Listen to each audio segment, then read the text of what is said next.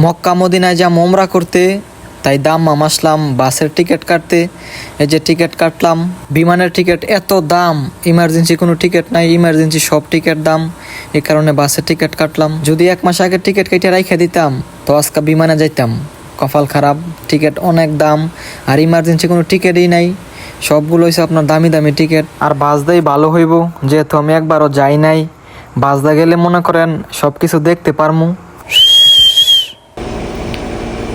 আসসালামু আলাইকুম গাইস, কি অবস্থা সবার, কেমন আছেন সবাই? আশা করি সবাই ভালো আছেন গাইস। আপনাদের দোয়ায় আলহামদুলিল্লাহ আমিও ভালো আছি। সামনে ঈদ, জামু মক্কা মদিনা ওমরা করতে। এখন যাইতেছি টিকিট কাটতাম। ভিডিওটা দেখতে থাকেন, আশা করি ভালো লাগবে। এই যে আমাদের গাড়ি চলে আইছে, এখন যাবো দাম্মাম। ইফতারি করার সময় কল দিছি গাড়িওয়ালারে, ভাবছিলাম আরো 2-3 দিন পরে গিয়া টিকিট কাটতে আসমু। বিমানের টিকিটও দেখলাম, বিমানের টিকিট আপনার দাম বেশি, এই কারণে নিয়ত করছি বাসদাই যামু। আর যেহেতু আমি নতুন, একবারও যাই নাই, তাই বাসদা গেলে ভালো হইব, ভালোভাবে দেখে দেখে যাইতে পারমু। তারপর আসলাম দাম্মাম সিকুম। আইসা একটা ট্রাভেলসের ভিতরে ঢুকলাম, ঢুকে টিকিট দেখলাম। মার্সিডিজ বেঞ্জের গাড়ি আপনার 200 রিয়াল টিকিট, আর 400 রিয়াল হইলে আপনার বিমান দিয়ে যাইতে পারি। আইসা প্রথম এই দোকানে দেখলাম এক টিকিট 200 রিয়াল কইরা। তারপর ঘুরে ঘুরে দেখতেছি, কারণ প্রথম আইসেই এই দোকানে ঢুকলাম, এই দোকানে ঢুকে দিই 200 রিয়াল টিকিট। তো ভাবলাম একটু ঘুরে ঘুরে দেখি কোনখানে কোন দাম। তো বের হইয়া ঘুরতাছি, দেখতাছি। আর আজকে হয়েছে বৃহস্পতিবার, আজকে আসার কোনো প্ল্যান ছিল না। ভাবছিলাম আরও 2-3 দিন পরে আইসা টিকিট কাইটা তারপরে সামনে বৃহস্পতিবারে যাব, কিন্তু না, আগে টিকিট কেটে নিলে বেশি একটা ভালো হইব।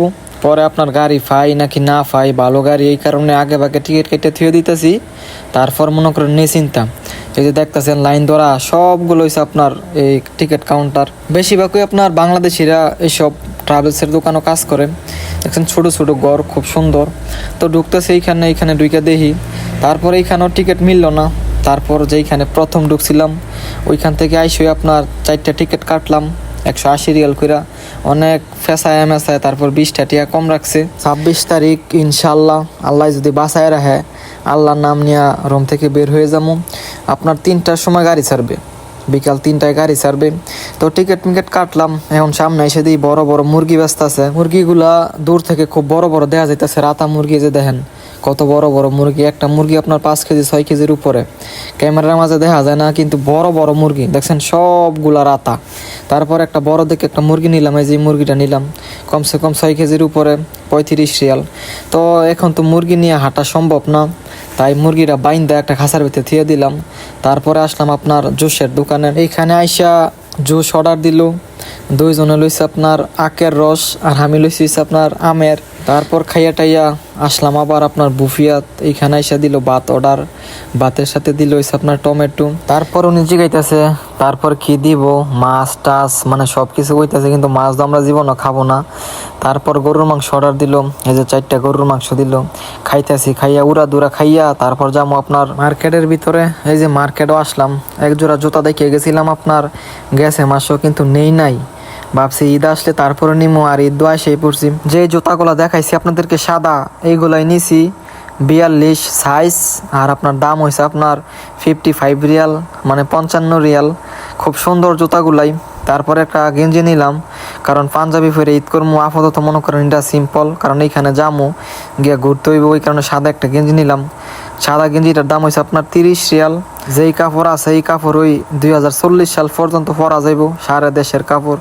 তারপরে এক জোড়া জুতা আর একটা টি শার্ট নিয়ে বের হয়ে গেলাম মার্কেট থেকে। মার্কেটের ভিতরে হুদা খালি মহিলা মানুষ, ঈদ না সামনে, সবাই মার্কেট করতেছে। ইনশাল্লাহ নেক্সট ভিডিও আসবে মদিনার, যদি আল্লাহ যদি বাসায় রাখে, যদি না মরি ইনশাল্লাহ মদিনার ভিডিও আসবে। তো সব কিছু লোয়া শেষ, শালা গাড়ির ভিতরে উঠে পড়ছি, যাইতেছি গা রুমে। তো আজকের এই ভিডিওটা এইটুকুই। যদি ভিডিওটা ভালো লাগে ভিডিওটা শেয়ার করে দিয়েন। ইনশাল্লাহ আপনাদের সাথে দেখা হবে খুব তাড়াতাড়ি। আল্লাহ হাফেজ।